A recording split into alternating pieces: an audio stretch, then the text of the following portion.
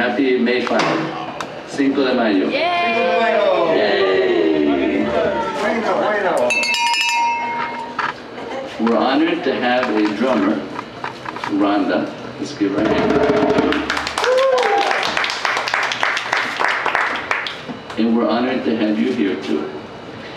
We have, yay for us. We have here several instruments, mostly maracas.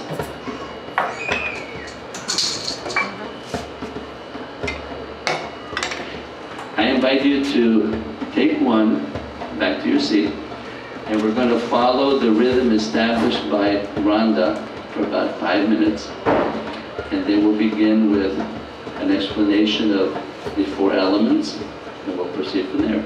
So feel free to come up and get one. Hold them. Do not start yet until we all have one, please.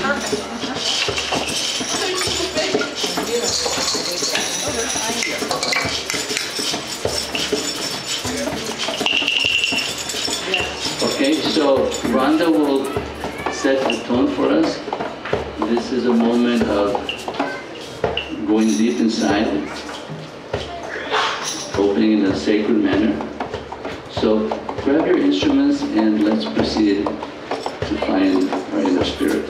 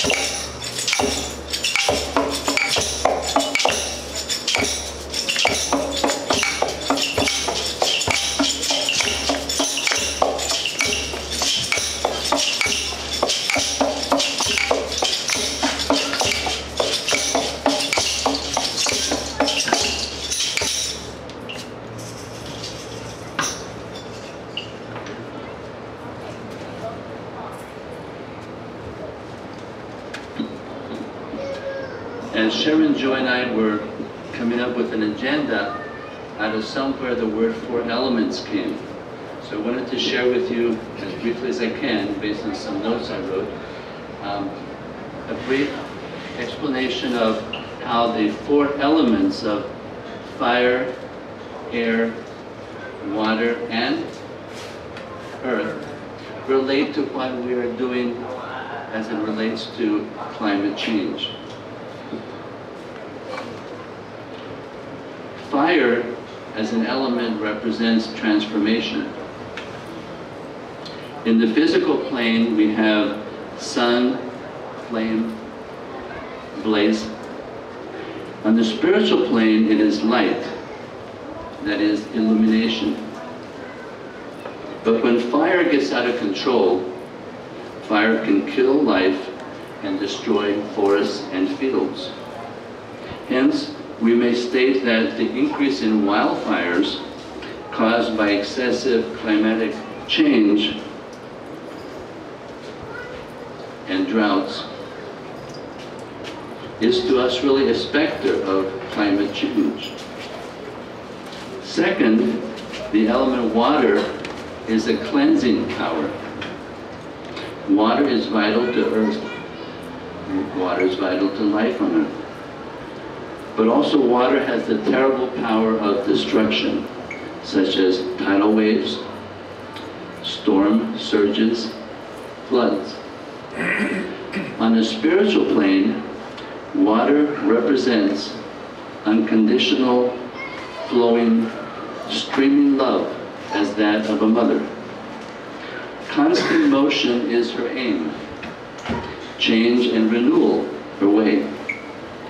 Hence, we may say that water is in its visible manifestation of climatic impact.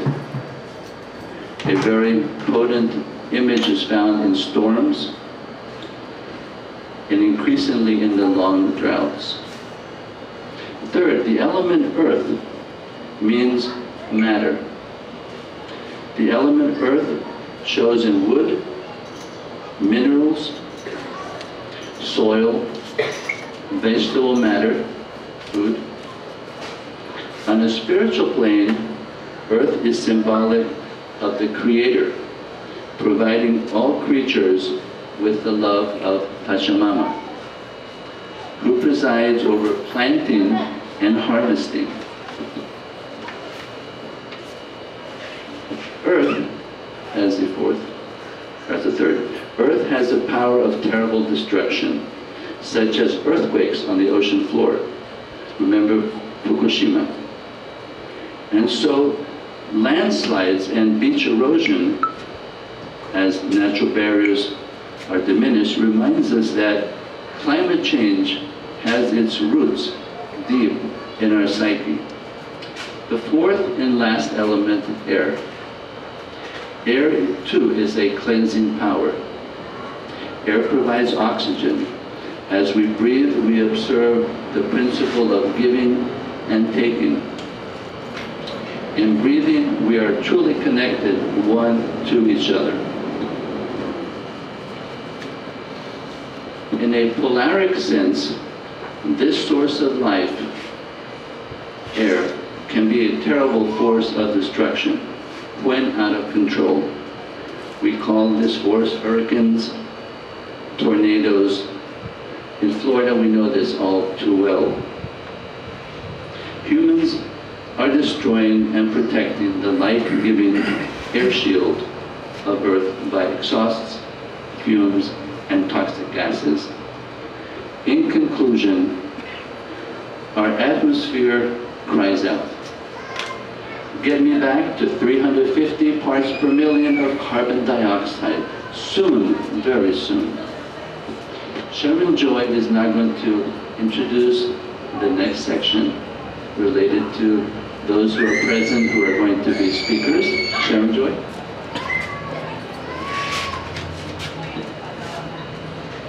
Thank you, David.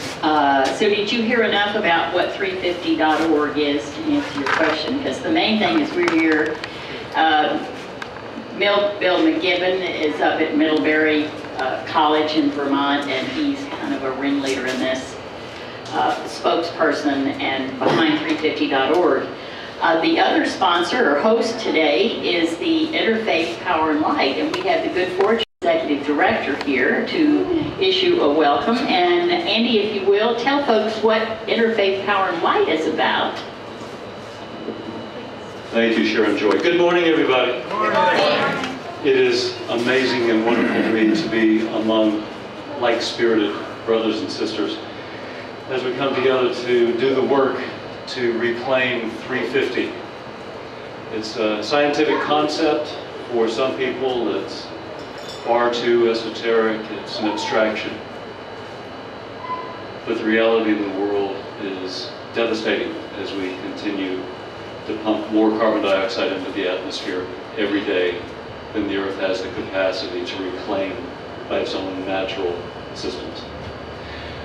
I'm the Executive Director of an organization called Sunshine State Interfaith Power and Light. We are a fairly new state affiliate with a nationwide Interfaith Power and Light organization. Interfaith Power and Light is the religious response to global warming. I know that that troubles many people. We have had many environmental groups look at us askance and say, but you have been the enemy for a long, long time. Some folks, some religious folks have been. But the thing that enticed me to this work of interfaith environmental work, an interfaith, truly an interfaith response to global warming is this. Several years ago, I came to realize through study that when you look at all of the major world religions, there's one area that we all hold in common, and there's really no disagreement on. Who would have thought? And the concept is this: the earth does not belong to us. It never has, it never will. And on top of that, we are all, in the native traditions, when I talk about the two-legged people, all of the major faith traditions of the world remind us that we are here to be stewards, to be benevolent caretakers of this planet. And I think Great Spirit gave us that work, knowing that not only do we have an amazing capacity to care for the earth, we also have amazing capacity to harm and destroy it. So we have to be reminded over and over and over again why we're really here. We're here because we are about caring and about loving. We're here to love each other. We're here to love this planet. We are here to love not only the two-legged people, but the four-legged people, the winged people, the finned people, even the creeping, crawling people. Okay, the little buzzing ones? Okay. I struggle with that one. I struggle with that one. And yes, we are here to love them too. We are all part of the circles of life on this planet. So, I know we come from many faith traditions, maybe some of us no faith traditions. Some of us now call ourselves spiritual because we've been fed up with the horrendous atrocities by many religious folks. And as one of those religious folks, I ask your forgiveness for the horrible things that my tradition has done through the years. Forgive us and work with us as we try to reclaim the true spirit of the work we're all called to do. I was told I had 2 minutes. I'm sure that's more than. You're a host, though. But I'm a host. I could go on for a long time, but I won't. I just want to say, in closing, remember, there are lots of brochures for Sunshine State Interfaith Power and Light up here. Please come take a look, take a brochure with you. If you'd like to partner with us, work with us to help us reach out to other people of faith who need to know what's really going on in the world, please join us. We need you.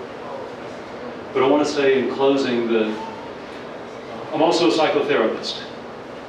And there has been a lot of amazing work in recent years on the psychological and emotional impacts that global climate change, environmental degradation, economic contraction is having on us two-legged people. It's hard. It's just hard these days, knowing what's happening all around us on so many levels. Take care of yourselves. Take care of each other. Love each other. Make sure you're doing the things that you need to do to stay well in this work. This is not a sprint. It is not going to be over in any of our lifetimes. This is a marathon. And we're doing this not only for ourselves and our kids, but as so many scientists are telling us, we are doing this work for the next 50 generations and beyond. So keep doing the amazing things you're doing. Reach out. We can't do it alone. And do it in the name of love. Thank you all for being here. Thank you very much. Well, as McKibben said recently, this is probably the biggest story of our time. And I'm looking at the storytellers right here. It truly is up to us. I'm so glad we're all here.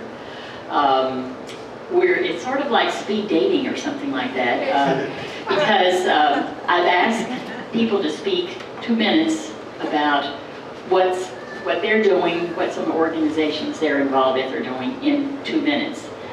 Now, I know that sounds bizarre, but Carl Nurse and I started something like that about 5 years ago at the City Hall in St. Petersburg about bringing green jobs and green industry.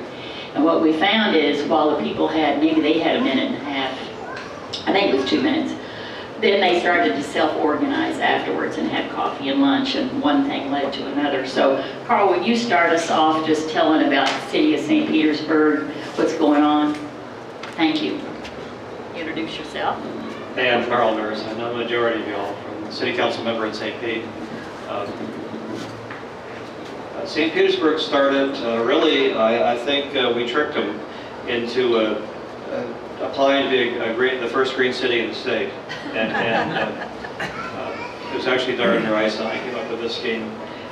But the end result was that once they got started, they found that there was an endless number of ways they could save money. For instance, this happens to be owned by the city.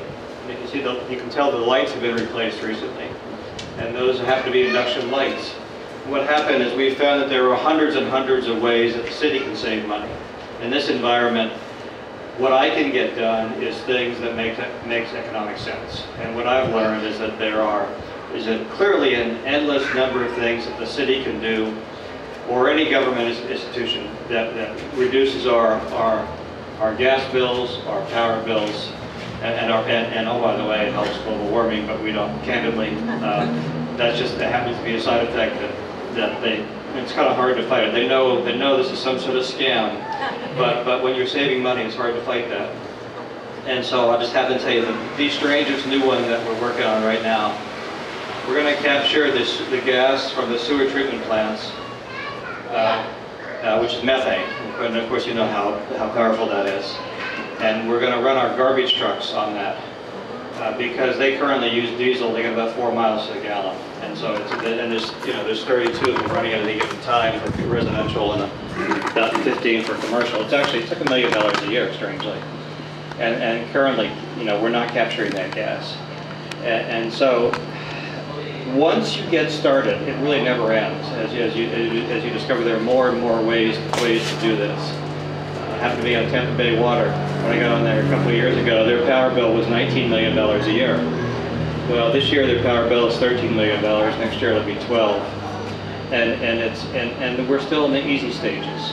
And so I would say that whatever local government you're working with, it really candidly it starts with an energy audit. And what they discover is that the opportunities don't end. There's dozens of opportunities to save money, and that's where you start. I didn't cut you off. It's all right. No, it's good.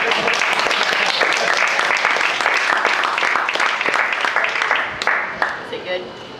I don't know. Well, again, I don't know that we need this, but anyway, I forgot to give the warning. I'll try to remember to do this about 15 seconds before your time is up, so you don't get cut off like Carl was, although that was a good method. Can you bring that method to City Hall, please? No, it's on. David, why don't you tell about what's going on at Eckerd since you're sitting right here? Hi, I'm David Hastings. I'm a faculty member at Eckerd College. I'm a climate change scientist, a chemical oceanographer, and I think about the past history of climate change, so I'm thinking about what's going to happen in the future. And as a scientist, it's pretty troubling to see what's going on, and it's unusual for scientists to be as active as we are. Typically, we're behind our desks in front of our machines and our computers, and I've seen the community of scientists transform in the last about 5 or 6 years into a group of some fairly active folks, and it's really unusual, and it's because it's a worrisome time. We're able to look at timescales longer than City Hall and longer than election cycles, and it really doesn't look good. And in thinking about solutions, it looks like in this market-driven economy, the fact that what we think is right and wrong, kind of on a moral basis, doesn't really work anymore. So this is not about morality or peace, as Carl Nurse talked about. It's really about saving money in the long run and adhering to a market-driven economy. So what that's going to take is something that looks like a carbon tax, and since that's so politically unfeasible, it's up to us to motivate our elected representatives, folks like Carl and beyond, to do something. Because at this point there is really nothing going on at the political level. There's really no Yeah, there's no policy going on. So I encourage you to be engaged in the political process at every level. So at Eckerd College, we're trying to educate 20-year-olds. We're trying to build buildings a little bit better. We're trying to have a little bit better lighting, that sort of things. But it needs to happen at every level. We need to examine our individual lives, how we're living, how we're getting to work, school, play, and then beyond, we need to look at our elected representatives. I see that Sharon Joy isn't on her stick. No. I'll respect I'll respect the time, but it's great to be here and collaborate. This is how movements work. This is how we change. And Carl, you got to get that toilet fixed, I think. Sounds like it. Yeah.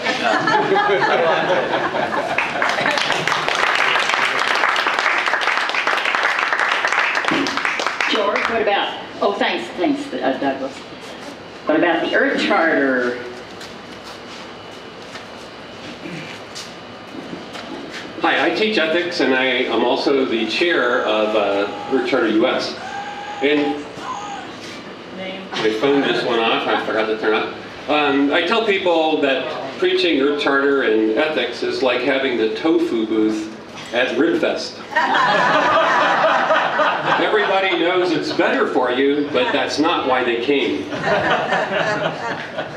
In short, the Earth Charter is an ethical framework. And what makes it, in my mind, so valuable is it goes beyond just the environment. It talks about how, as human beings, we need to get together socially to make the environment work, because it's just one of the many parts. And I'll just briefly tell you what is Occupy Wall Street has adopted the Earth Charter.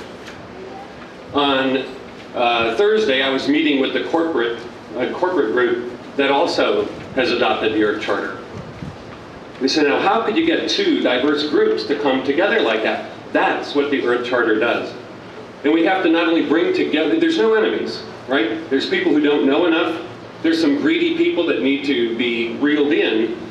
But if we see anybody as the enemy, then we're going to wind up being in a lifeboat that's sinking, arguing about how to fix it, when instead what we need to do is all get together and fix it in our own ways. There are answers for corporations, there are answers for the rest of us, and unless we can figure out some way to make us all get on the same page, which is what the purpose of your charter is, then we're going to wind up sinking in the lifeboat and then struggling over the life jacket. Thank you, George. Thank you. Let's see who's here. Emmanuel, how did you give us a talk about what's happening in community gardens, small business? Chocolate cake. Thank you. I'm not going to use this because it uses electricity. Right. Oh, I'm going to save a watt. Thank you. Thank you. Save a watt. And I think we don't need... I've been to an opera in France where there was 9,000 people, no amplification, so I think that we can manage without microphones. I saw a sign that said, addicted to oil, me? No. Community gardens. I think that we are what we eat and we are what we grow. Therefore, if we grow our own vegetables and we know that where they are, where they come from, we are ahead of the game. It is a tradition that has been going on for thousands of years, and now it has been captured by corporate interest. And we need to that. I'm not advocating the abolition of large-scale agriculture, but I think that we can temper the need for it by growing food for a number of reasons locally. And this is what community garden, urban agriculture, we need to grow food closer to where we are and where it is consumed. At the same time, there are ways like Carl was mentioning, creation of methane that can be recaptured. That is a way to make a closer loop.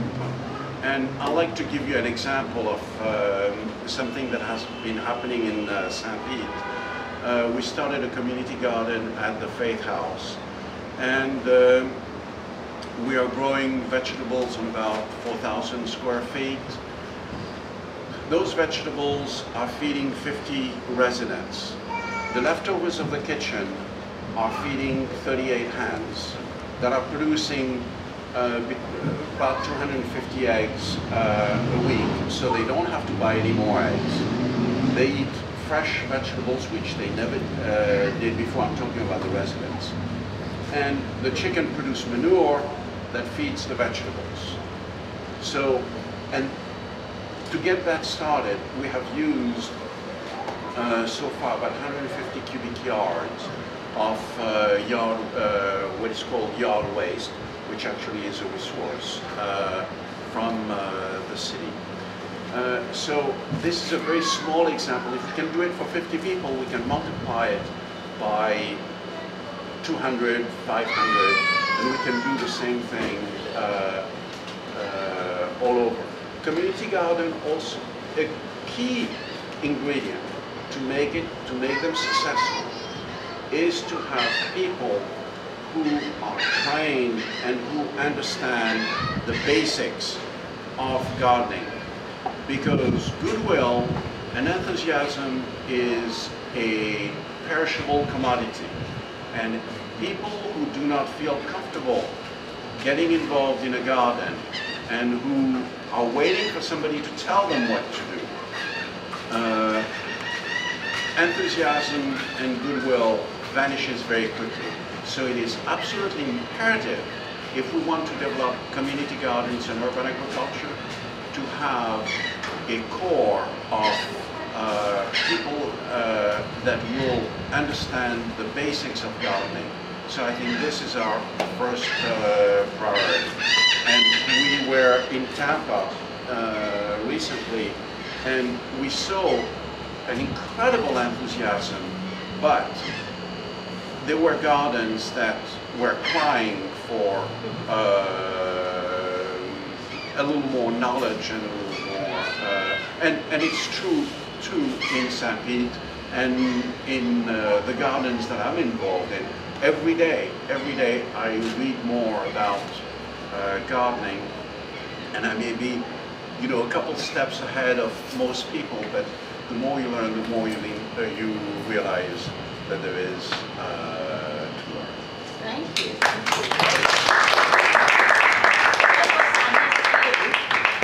Talk about awakening the dreamer. Why don't you give us a couple of minutes of awakening the dreamer, with or without the mic? You want to take a minute to talk about that one?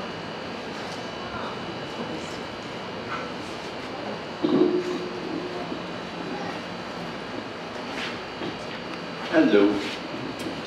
A couple different organizations or activities I represent. I want to introduce myself under one, which is I'm the statewide coordinator for the Institute of Noetic Sciences. For people that are not familiar with noetic sciences, it was started by the astronaut Edgar Mitchell, who from outer space had a very spiritual experience while looking at the Earth and realized our interconnectedness with the Earth. He came back to the Earth and started Institute of Noetic Sciences almost 40 years ago to have a scientific study of states of consciousness, connectedness. It involves quantum physics. It involves our spirituality and all those. So much of what I do, I'm a therapist like Andy. We belong to similar groups of eco-therapists that we as therapists work with people's reaction to global climate change, etc. We're very concerned about things like that. The Pachamama Alliance is an alliance that was started in South America by the Ashwar tribe. The Ashwar tribe are a dream culture, and they reached out to us in the north. They had dreams that their lands were going to be taken away and destroyed, and they find out that the oil interests were surrounding their country, their lands. They reached out to people, some of them from Noetic Sciences, Lynn Twist and John Perkins and people like that. If you're familiar, John Perkins wrote Confessions of an Economic Hitman, extremely influential book. So they reached out to us in the north and into industrialized countries, and they said to us, Do not come here and rescue us. That's not what this is about. What we're asking you to do, what they've asked us to do, is to change our dream. We have a dream that centers around commercialization, material, industrialization, capitalism, etc. They said that we need to change our dream in our culture such that we understand our interconnectedness with the earth. That we know what happens to the earth happens to us. If we pollute the earth, we are polluting us as a species, as a people, our children, etc. So we do programs all over the country. There's several of us in this group here that are Awakening the Dreamer facilitators. We've done many groups. I've done several with David. Sharon Joy is a facilitator of Awakening the Dreamer, Changing the Dream. So that's what we do. If anybody knows an event or a place where they would like us to have an Awakening the Dreamer symposium happen, we can do it from 3 hours till 8 hours, and it awakens us. It's very, very well done. Many, many people, John Perkins, who else are some of the people? Julia Butterfly is in it. Joanna Macy. Joanna Macy is in it. Barbara Marks Hubbard is a part of it. Just great names. Brian Swim is a part of it. Many people that you will recognize are part of Awakening the Dreamer. So if you know of a venue that you would like us to hold this, get in touch with David or myself or Sharon Joy. We would be very honored to do an Awakening the Dreamer symposium for you. Okay. Kathy, why don't you come up, tell us a little bit about what you're doing, Gulf Restoration, and what Sierra Club maybe? Okay. Thanks. Sure. Hi, I'm Kathy Harrelson. I work as a Florida organizer for Gulf Restoration Network. It's a nonprofit based in New Orleans. They do a lot of work around oil and water, which, hey, don't mix. Clue. I've started working on water issues here in Florida, freshwater quantity issues, which I always say I'm from Pinellas County and you're the cautionary tale because we pumped out our water in the 70s and we've been pretty much sucking everybody else dry since then. But so important to know that. But all of this relates to climate change. Oh, also the other hat is sort of the business hat with Furious Marketing Group, trying to bring some solar and just really bring business initiatives that contribute to the broader, greenscape that we're all hoping for.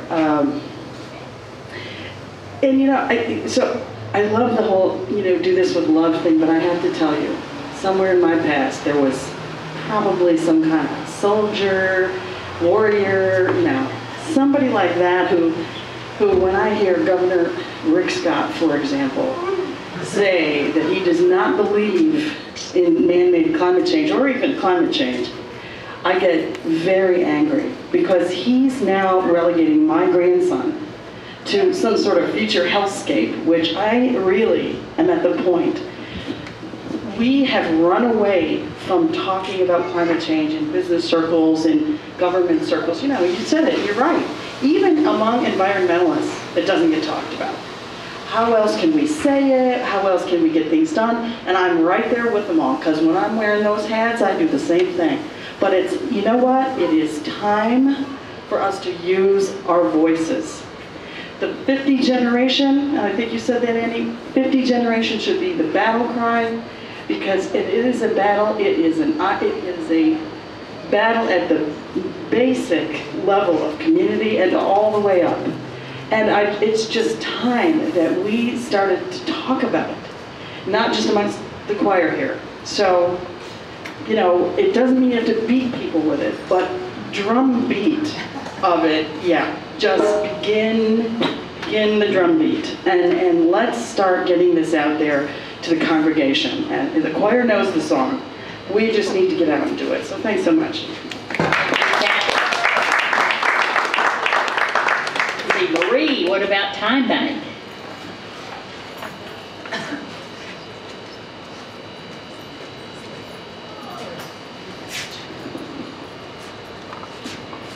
My name is Marie Nelson, and about 7 or 8, well, I've been an activist all my life, and I've been an environmentalist since the late 60s, and but in recent years, I got interested in something called permaculture, which some of you know about, which is an integrative, philosophical core and with principles for application in a wide range of fields. And one of the fields that I've been particularly interested in lately is ethics and how ethics have been applied or not applied in our financial realm. And so in order to begin working on that, I thought I want to find an area where I can actually do something on the ground and make a difference, and have started with a group of friends, many of them here. Kathy was one of the people who helped me in the very beginning to get the nerve up to just go ahead and start a time bank, which is a community, really, of people who are sharing skills. And the wonderful thing about time banking is that everybody's equal. The rich don't get richer and the poor don't get poorer in a time bank. And when I first started it, I thought it was just about my friends and I were going to start it and hope that it would then grow and be available for people, particularly if times got really hard, which they have done. And but we also face all kinds of climate shocks and economic shocks, health shocks that could happen to us. So I thought that the time bank could be available for individuals.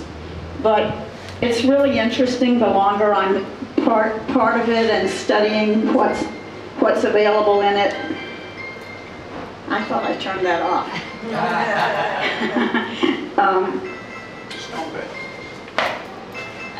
It's like the horizon just keeps receding. And I've discovered that time banking is used by government agencies. It's used by nonprofits. It's used by churches. In the beginning, often to manage their volunteers and give something back to their volunteers. It also transforms the relationship between professionals and clients and into a much more equal relationship. And it saves everybody money. And the one example that I want to give you that's most interesting to me and was most transformative in my own thinking, expanding my thinking about what a time bank can do, is about a city in New Zealand. And after a year and a half ago, there was a big earthquake in New Zealand, and there was this one town that had a time bank. And when after the earthquake happened, the city, the mayor went to this little time bank and said, "We need your help." And that time bank coordinated the response of the city, of all the first responders, whatever their Coast Guard equivalent is, whatever their National Guard equivalent is, the International Red Cross, all of the response to the earthquake was coordinated by this little time bank, which grew substantially in the process. And I read, in May of last year, I read an article written by the person who had started that time bank and who had been the main coordinator of it, who said that their town was the one that got off to the best start, that recovered the fastest, or that recovered the most from that terrible tragedy. So a lot of things have been expanding my vision, and if anybody wants to talk to me about it, I'd love to talk to you. So. Thank you, Marie. And tomorrow they have a time bank picnic at Lake Seminole. Right. So don't forget to ask about that. Thank you so much. Let's see. Christian, why don't you tell us about the People's Budget Review? Thank you. Can you guys hear me all right? Yeah. My name is Christian Haas. I work at USF St. Pete, coordinate mentors for students with developmental disabilities, and in my free time I volunteer with Awake Pinellas, a progressive activist organization, and the People's Budget Review. So the People's Budget Review is kind of, it's a lot about what you're talking about, and I'm glad Councilman Nurse is here. We came together to grassroots coalition of community organizations, and the goal is to involve the citizens in the budgeting process. As much as we like to think we're engaged when we talk about the pier and the police station, every single year the city spends millions and millions of dollars that define our quality of life, and there's no clear avenue for citizen engagement, and it's difficult for the council themselves to go out and get en masse widespread input.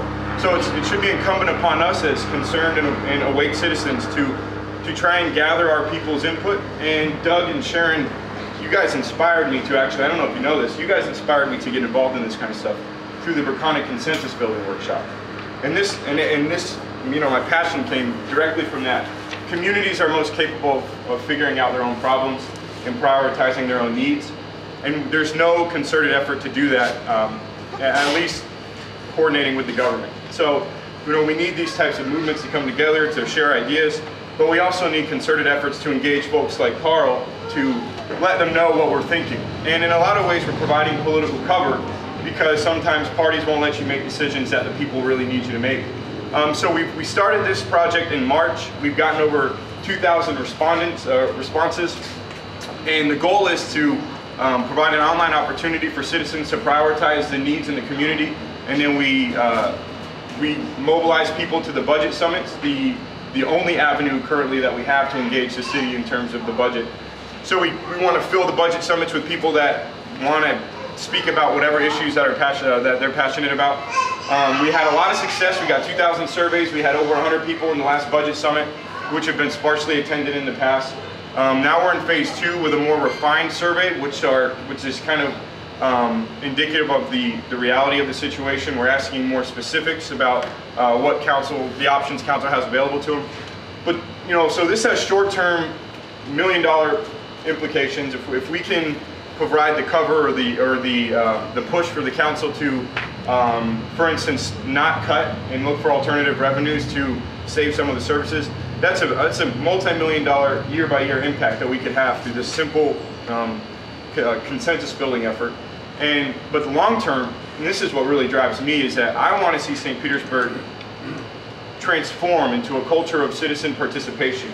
We might not be able to understand federal politics and immigration and education reform as a unit, but as a community, with the technology we have available to us, we should be able to understand what's in our best interest, and we should have an avenue to advocate for ourselves in the public sphere. And this is a way for the city and the people to work together to forge the dynamic that I think the founders envisioned when they came up with a representative model. And now we have the opportunity to do so. So this is, thank you for inviting me. And if you guys would like, we'd love for your input on the second phase of the survey. Right now the city's kind of agreed that we need to find revenues unless we want to make, severe cuts. We've cut most of the fat, and I think most of them agree we're getting down to the bone. So this survey basically says, here's a couple options that the city's floating. What options do you prefer, or do you prefer more cuts? And I'd love for you guys to take the survey. More importantly, I'd love for you to share the link to peoplesbudgetreview.org. I also have little intro things. But look forward to this happening every year, because my goal is to make sure that St. Petersburg transforms into a more participatory model for other communities to adapt, to where the city respects our consensus building abilities, and they respect our rightful place in the market, in the public sphere, and in the debate and the conversation. And really, we need to be working together anyways. There's enough of this adversarial citizens versus government type deal. The government is the embodiment of the people's interests, and we got to make sure we got to create the avenues for that structure to flourish. So, thanks for the time, and thank you all for the work you guys are doing.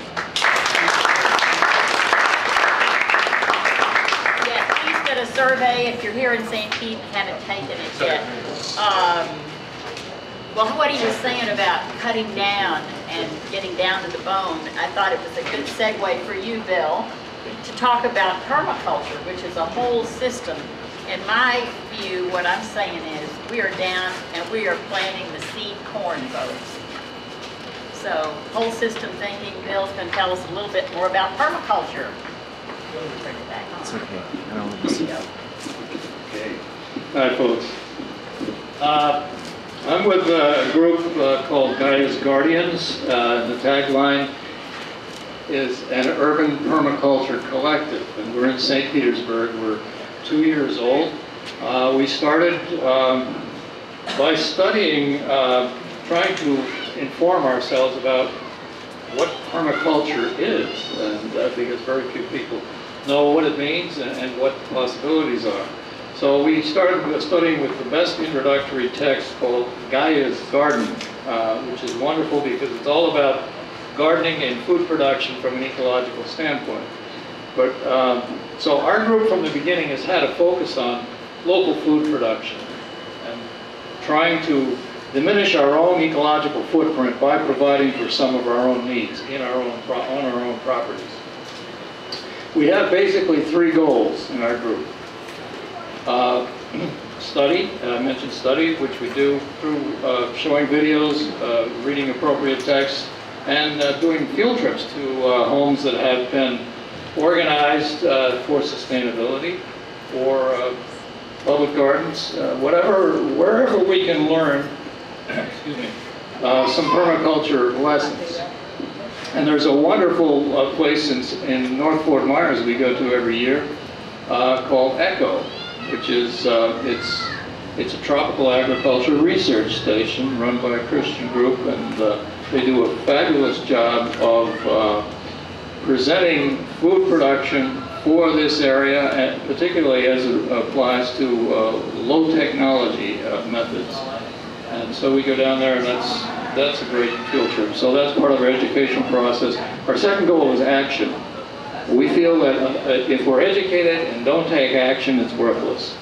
So what do we do for action? We go to people's homes, group members who make an application, and we do what's called perma-blitzes. The whole idea is to increase the homeowner's capacity for growing food. And we'll go there and we'll install vegetable beds through a sheet mulching method, which is creating horizontal compost piles, and we move many cubic yards of material in place, and then the homeowner is able to plant immediately in that. So, so far in the past 2 years, we've done about 15 or 16 of these. Some of them have been pretty extensive, some of them have been small. But it's like an Amish barn raising, you know. Instead, we're helping people raise food by installing these sheet mulches. We also will set up rain catchment, because permaculture is much more than just food growing. It's how one adapts to natural systems in terms of creating the resources and producing the needs that we have. So the PermaBlitz also ties into our third goal of our group, which is community. Because I think one of the great needs in our local, well, it's more than local, but our present time is community. People are hungry for interaction with each other and doing constructive and positive things together. And that's a direct outcome of the kind of society that we live in, where people are in isolated nuclear families. So those 3 goals are very important. And then as we proceed and do what we do, we're learning other aspects of permaculture, which is a total umbrella, really, because it involves financial matters, it involves social matters, it involves government governance, all sorts of things. So we meet twice a month at the Shuffleboard. Whoops, has he got a timer on?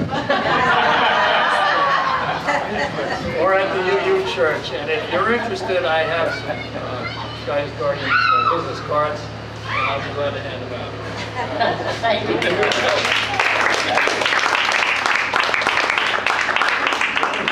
Yeah, we have unseen guests here.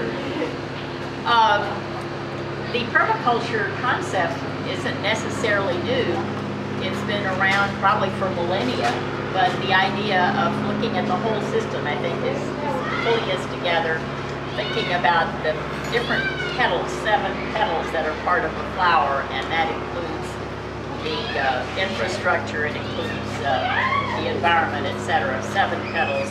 And this got a real strong movement in the UK with a guy named Rob Hopkins, who thought, while I'm teaching permaculture here, what can we do in this little town where I live? And he started what's now become transitions. It moved from transition town to transition movement. Now it's transition. And Eric Stewart here is one of the star examples of being a transition community with Code Green Community. Eric, you want to come tell us about what you're doing? And let's see if we can, no mic. It's fine, we're small. Thank you, Eric. Can everyone hear me? Yes. Okay, good. I hear you in the water. Well, as Sharon mentioned, I have a website called Code Green Community. As some people have noticed, I'm taking a video recording of this. I've been making YouTubes for the past, since 2008, on community events, group meetings, businesses, different things that have been happening in the Tampa Bay area. And I've been connecting people on an online social networking website where people can join up as a member using their Facebook, their Google, Twitter, whatever way that you want. You can connect really easily on this website, and you can blog, you can share photos, share videos, and also share events. So over 700 events have been happening since 2008 on this website. And it's all crowdsourced. So I'm not about being a leader of the Tampa Bay area. I'm about everybody being a leader. Everyone stepping up to the plate and posting an event, posting photos of what you're doing in your backyard. I want to see thousands and hundreds of thousands of people initiated. I want to see a tipping point happen in the Tampa Bay area where all of us are working together in small groups and achieving things. And so I have a couple of different apps on my website. There's a member map where people can find people in their neighborhood and connect with them, message them, say hello, you know, see what you can do in your neighborhood. Videos, there's over 400 videos of what we, both local and national and regional, of what we can do. I try and find stuff on the internet and share it with people in the community. But as Sharon mentioned, I took a permaculture design course. I was with Marie Nelson and Jungle Jay. Kareen was our teacher, and Bill was one of our teachers as well. And so I learned about permaculture and all the different varieties of ways that we can influence our natural environment to take care of people, take care of the planet. I've been a part of a transition movement up north in Newport Richey. We started a couple of community gardens. We helped set up, we're in the process of setting up a co-op where we're going to bring food from local farmers and connect with other local co-ops and bring food to people. So it'll be affordable, it'll be where you can directly influence the climate change. If you really want to change climate change, we need to make jobs. I think a lot of people have been talking and bring that up. We need to bring jobs right now, and there's so much work to do. I mean, right now, this sunny beach, all that energy is pouring on us, and it's just it's here for us to take. There's so much energy, there's so much available land where we can grow food. There's so much potential. I heard a lot of people, I go to these events all the time, and there's a lot of doom and gloom and pessimism, and I don't want to be that way, because there's so much potential for abundance. We just got to think differently. We got to take the different concepts that the Native Americans and the Aboriginal people from different places have used and live on our land differently. We have to know where our food comes from, know where our water comes from, and our energy, and then start to use our capitalist system and co-op it. We need to co-op our capitalistic global system and use it to relocalize. And we can do that. We can use the internet, we can use our money and use it in a wise way so that it invests in new businesses and new concepts. And so I really want to share the community that I found. There's over 600 people on this website. If you aren't a part of it, please connect. and share what you're doing in your backyard and what you're doing with your organization or group. You can start up a group and you can connect with other people locally. And thank you very much. Great. Well, as we come to the close of hearing this eclectic variety of things that are actually happening here and now to exemplify a caring community for climate change.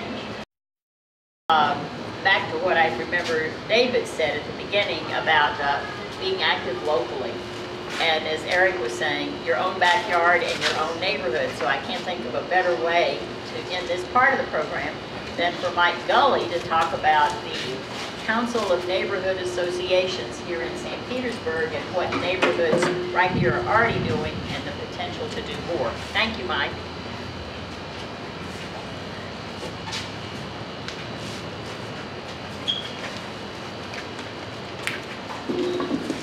Hi, I'm Mike Gully, the President of the Council of Neighborhoods of St. Petersburg. One of my former presidents sitting over here and very instrumental in the city, Carl Nurse.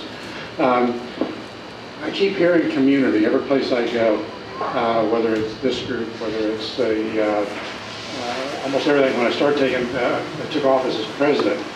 And so I've been trying to figure out how we can make Kona a council of neighborhoods with a vision of uniting and building neighborhoods and advocating for neighborhoods and building coalitions. How can you make this work? We can't be all things to all people. So my role probably is more to try to help bring some of that together. And I'd like to see the people that are talking about community to help us in our neighborhoods get involved somehow, either presentations or whatever with the neighborhood associations, because that's really where that administrative part goes. But there's a lot of volunteers and activists there, and I've got to find a way to energize them. We've been involved in community gardens through the Bartlett Park Gardens probably for 10 years or so, and now it's taken off in St. Pete. We've always been a political group, and we've had budgets, and so we did a coalition and worked with the Budget Review Committee. So it's about how do you build coalitions so that they'll work. I'd like to think Kona was more of a doer, but we're really not supposed to be. We're a facilitator, and I need to get to the individual neighborhoods and get them to do what they're supposed to do. And that y'all are part of all those neighborhoods, so help us make those work. And let's define, is it getting out in the bayous and cleaning them up, or is it being the administrators that try to help the movements go? So we're trying to define that. That's where Kona, I think, is what we're supposed to do. So thank you. Thank you, Mike. Hey, thanks everybody. I think in the model that Carl and I were using about green jobs, you've heard from the dots. And it's now 11:30, so I want to respect that we said this would be an hour. And we actually